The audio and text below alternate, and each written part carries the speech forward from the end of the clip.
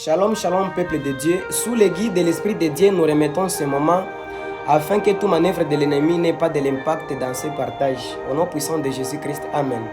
Nous sommes là pour le compte du partage de la parole de Dieu. La fois dernière, on était en train de parler sur les esprits qui tenaient les églises du temps des gens apôtres du Christ dans la captivité. Les églises, il y avait 7 églises. Et les 7 églises-là, la première église était l'église d'Éphèse. La deuxième église était l'église de Smyrne.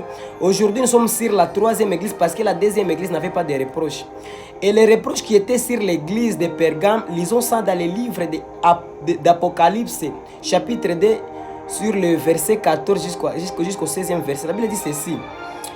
Mais j'ai quelque chose contre toi, c'est que tu as là déjà attaché à la doctrine de Balaam, qui enseignait à Balak à mettre une pierre d'achoppement devant le fils d'Israël, pour qu'il mangeasse des viandes sacrifiées aux idoles et qu'il se livrasse à l'impudicité. De même toi aussi, tu as déjà attaché pareillement à la doctrine des Nicolaïtes. Répands-toi donc, sinon je viendrai à toi bientôt et je les combattrai avec l'épée de ma bouche. Amen. On vient de lire deux choses avec lesquelles le diable tenait l'église de Pergame dans la captivité. Apocalypse 2, 14 jusqu'à 16.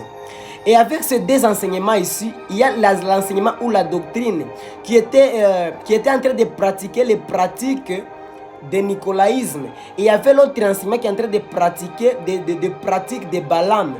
Commençons par le pratique de Balaam. Des pratiques de Balaam, c'est quelle pratique? Ça, nous voyons dans l'Ancien Testament, quand Dieu faisait sortir le peuple d'Israël en Égypte dans la captivité sous la domination pharaonique pour les amener dans la terre promise à Canaan selon sa promesse sur ses serviteurs Abraham, Isaac et Israël. Nous ne sommes pas là. Nous sommes maintenant sur les points sur la captivité qui tenait l'église de Pergame sous la domination du diable. Cet esprit ici, l'esprit de Balaam, c'est l'esprit que Balaam avait, l'esprit de divination. Cet esprit ici, c'est l'esprit que Balak a voulu utiliser pour maudire le peuple que Dieu a béni. Mais là, si que lui, personnellement, n'a pas la capacité de bénir, de maudire plutôt, il a voulu utiliser maintenant Balaam, qui avait l'esprit de divination, pour qu'il puisse maintenant maudire le peuple de Dieu. Parce qu'avec l'esprit de divination, il était en mesure de lancer des mots de bénédiction et ça devrait atteindre le peuple. Mais parce que la main de Dieu était au-dessus du peuple d'Israël, Dieu a visité Balaam et a dit à Balaam, ne maudis pas le peuple que j'ai béni. Je te dis que personne ne peut te maudire aussi longtemps que la main de Dieu est au-dessus de ta tête. Personne ne peut lancer de mauvaises choses sur toi aussi longtemps qu'il y a la protection divine sur ta vie. Et maintenant, l'église d'aujourd'hui, c'est l'église qui a maintenant fait entrer cette doctrine dans leurs enseignements. Aujourd'hui, il y a des églises où tu vas voir qu'ils ont rejeté Christ, ils ont rejeté la parole de Dieu à cause de la prophétie. Mais ce qu'il faut savoir, ce que j'aimerais te dire aujourd'hui, est que la prophétie te donne les choses de Dieu, mais la parole de Dieu, c'est Dieu lui-même qui se manifeste à toi, moyennant les Écritures. Raison pour laquelle la Bible dit dans le livre de Jean que la parole a été faite chair. C'est que Dieu nous a visités moyennant sa parole. Il a revêtu la chair, la spiritualité a revêtu la chair, la divinité a visité l'humanité par la parole en se revêtant dans la chair. Et avec cet esprit de divination ici dans les églises, tu vas voir, il y a des églises où on utilise des viandes sacrifiées aux idoles qui est l'une des qualités des églises de la doctrine de Balaam. Il y a un prophète qui peut venir dans votre église sous le nom de la prophétie. Mais ce qu'il faut savoir, il n'est pas un prophète qui vient de Dieu. Parce qu'un prophète qui vient de Dieu, il amène les messages qui est conforme à la parole de Dieu. Mais toute prophétie qui rejette la parole de Dieu est une prophétie à rejeter. Car la Bible nous dit de ne pas refuser la prophétie, mais d'examiner l'esprit qui est derrière la prophétie. Aujourd'hui, sur TikTok, vous allez voir, il y a des cultes seulement prophétiques. Là, on ne prêche pas la parole de Dieu, on ne fait que vous prophétiser. Et des prophéties qui sont là sont des prophéties qui ne peuvent jamais vous amener à la repentance. Ce sont des prophéties qui ne peuvent jamais vous amener à pleurer à Dieu. Pourquoi? Parce qu'on ne fait que vous prophétiser des choses qui vont plaire à votre chair. Mais laissez-moi te dire une chose. Ta chair va périr, mais ton esprit est éternel et l'éternité de ton esprit, Dieu veut que tu puisses passer cette éternité-là dans le paradis, dans la nouvelle Jérusalem. Mais comme le diable sait cela, il t'envoie des faux prophètes pour qu'ils te prophétisent des choses qui plaisent à ta chair, afin de rejeter les choses spirituelles qui peuvent être une bénédiction pour toi. Aujourd'hui, je déclare l'obéissance de la parole de Dieu dans ta vie. Et je suis en train d'anéantir tout esprit de Balaam dans ta vie au nom puissant de Jésus-Christ. L'esprit de Balaam, c'est l'esprit, comme on a dit, là où il y a des viandes sacrifiées aux idoles. Le diable, c'est lui le grand maître de tous les idolâtres. Parce que si on peut faire des statues, on peut faire de quoi et quoi pour adorer. Il n'y a que l'esprit du diable qui est derrière toutes les églises qui pratiquent l'idolâtrie. Maintenant, avec cette idolâtrie ici, c'est inconsciemment par le peuple qui est ici en bas. Mais ceux qui sont sur la chair, ils savent toutes choses. Ils ont pris quelque chose de diable, ils ont mangé. C'est cela que je prends comme la viande là qu'on est en train de parler. Peut-être le diable leur avait donné de l'argent. Peut-être le diable leur avait donné la célébrité pour avoir ton âme.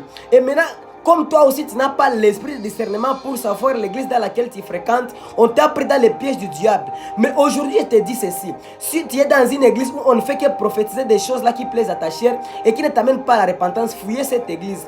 Parce que l'église qui amène à la repentance, c'est l'église qui va t'amener au ciel. Et nous sommes convertis avec un seul objectif, un jour se retrouver dans l'éternité meilleure, le paradis de Dieu. Jésus-Christ ne nous a pas appelés dans la conversion pour que nous puissions finir un jour dans la Gehenna. Non, ça ne sera jamais la mission du Christ. La mission du Christ, c'est ce qu'il veut que nous puissions entrer dans son royaume. Raison pour laquelle il dit de chercher premièrement le royaume et sa justice afin que nous puissions être récompensés du reste là. Maintenant, le reste là que Jésus-Christ va nous donner après avoir cherché le royaume et la justice, c'est ce qu'on t'amène comme prophétie. Je te dis ceci, la Bible nous donne une meilleure prophétie dans Deutéronome 28. La Bible nous dit que si nous obéissons à la parole de Dieu, il y a des bénédictions qui vont nous poursuivre. Mais si nous n'obéissons pas à cette même parole, il y a des malédictions qui vont nous poursuivre. Mais je t'appelle aujourd'hui à renoncer à tout esprit de Balaam dans ta vie et de suivre la parole de Dieu pour avoir faire quoi? Pour avoir une vie qui est conforme à la volonté de Dieu. C'est ça la doctrine de Balaam qui tient beaucoup d'églises aujourd'hui dans la captivité. Il y a aussi l'esprit qu'on appelle l'esprit des Nicolaïtes. L'esprit des Nicolaïtes, c'est l'esprit qui consiste à le fait de ne pas respecter les choses de l'église. Le fait de ne pas respecter le disciple du Christ. Tu vas voir un certain homme, un certain serviteur qui s'appelle serviteur de Dieu, il va te dire que Dieu lui a appelé dans son œuvre. Mais l'œuvre qu'il est en train de faire dans l'église, il est en train de détruire l'œuvre du Christ. Il va faire quoi? Lui qui devrait amener les salis aux hommes, c'est lui qui commence maintenant à draguer les filles de l'église. C'est ça l'esprit de Nicolaïte. On commence à amener l'impudicité dans l'église, le non-respect des clergés. C'est ça l'esprit de Nicolaïte.